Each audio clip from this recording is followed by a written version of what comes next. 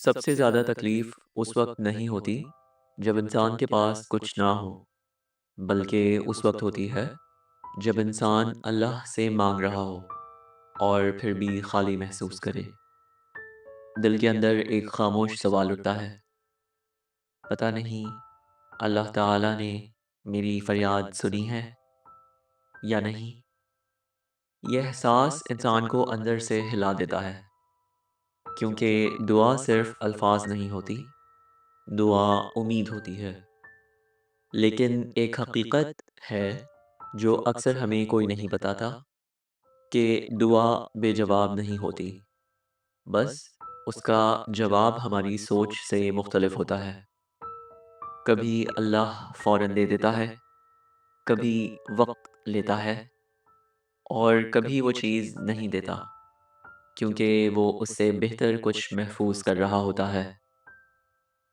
ہم سمجھتے ہیں کہ قبولیت کا مطلب وہی چیز مل جانا ہے جو ہم نے مانگی تھی، حالانکہ اللہ کی یہ قبولیت کبھی راستہ بدل دینے کی شکل میں آتی ہے، کبھی دل کے سکون کی شکل میں آتی ہے، اور کبھی کسی نقصان سے بچ جانے کی صورت میں۔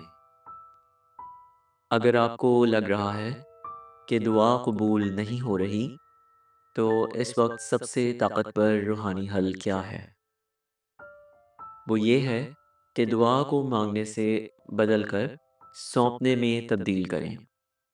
یعنی کہ صرف یہ نہ کہیں کہ یا اللہ مجھے یہ دے دیجئے، بلکہ یہ بھی کہیں کہ یا اللہ جو میرے لیے بہتر ہو وہ دے دیں، اور میرے دل کو اس پر راضی کر دیں۔ جب انسان مانگنے کے ساتھ بھروسہ شامل کر لیتا ہے، تو اندر کی بے چینی آہستہ آہستہ کم ہونے لگتی ہے۔ دوسری اہم بات، دعا کے بعد بے صبری کو نہ پکڑیں۔ اکثر ہم دعا کر کے فوراً نتیجہ دیکھنا چاہتے ہیں، یہ جلدی ہی ہمیں محسوس کراتی ہے کہ شاید کچھ نہیں ہو رہا، حالانکہ ایمان یہ ہے کہ جو مانگا ہے وہ اللہ کے علم میں محفوظ ہو چکا ہے۔ تیسری بات، اپنی زندگی میں چھوٹی نعمتوں کو دیکھنا شروع کر دیں۔ شکر دل کو یہ یاد دلاتا ہے کہ اللہ پہلے بھی سن رہا تھا اور اب بھی سن رہا ہے۔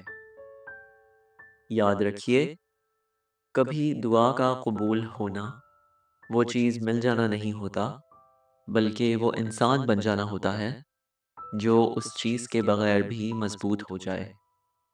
اگر آج آپ کو لگ رہا ہے کہ دعا بے جواب ہے، تو شاید حقیقت یہ ہے کہ اللہ آپ کو خاموشی میں مضبوط بنا رہا ہے، اور جب انسان مضبوط ہو جاتا ہے تو پھر دعاؤں کے راستے خود کھلنے لگتے ہیں۔ بس دل میں یہ یقین رکھیے کہ تاخیر تو ہو سکتی ہے، لیکن انکار نہیں۔